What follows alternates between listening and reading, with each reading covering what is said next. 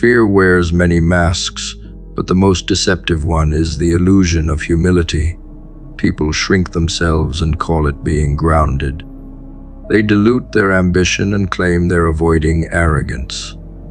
What they're really avoiding is pressure. The pressure to rise into their own potential and stay there. Potential demands a new standard. It tears comfort apart. It breaks the patterns that made you liked but not respected.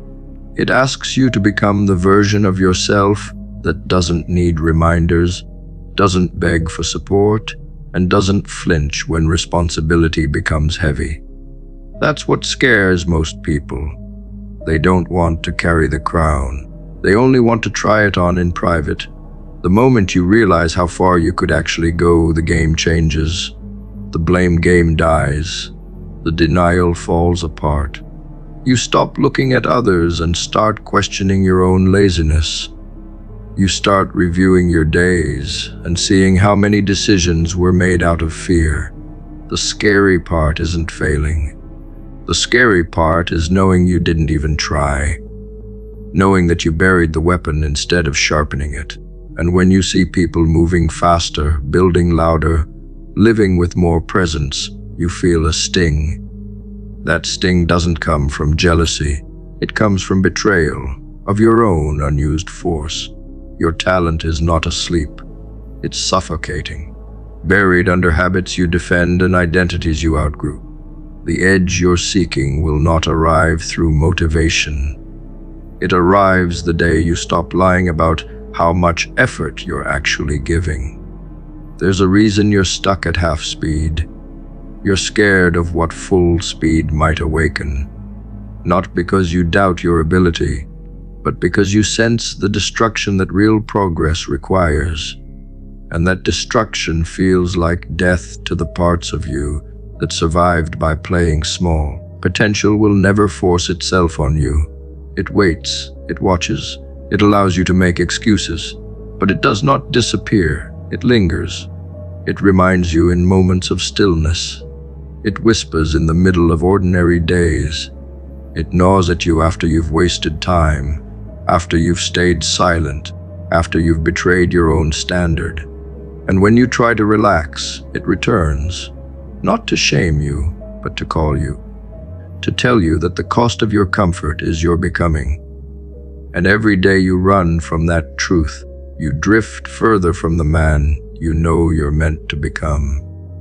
There are moments when you touch the edge of your next level, moments when you move differently, when your thoughts hit deeper, when your energy feels surgical. You don't chase attention in those moments. You become too focused to be seen. And people around you feel it. They look at you differently, not with admiration but tension, because they feel you leaving.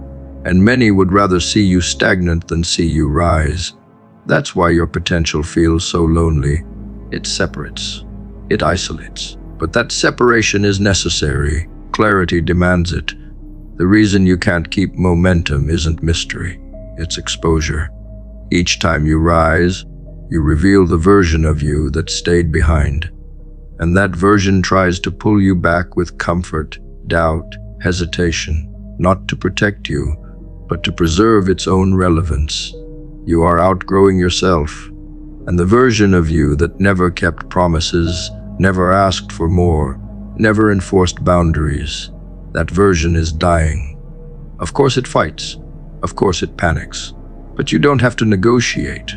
You have to bury it, without explanation. Nobody is stopping you, not the world, not your past, not your circumstances.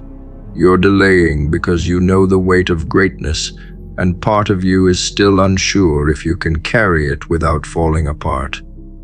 That part needs to go. No one rises clean. No one evolves without conflict. If you want to meet your potential, you have to stop protecting your old self from discomfort. Growth is war, not against others, but against every version of you that chooses safety over transformation.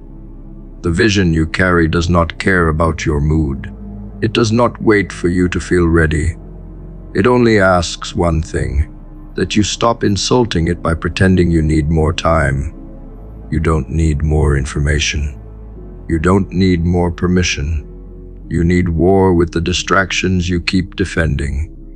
The progress you seek begins with subtraction. Remove what makes you dull. Remove what keeps you passive.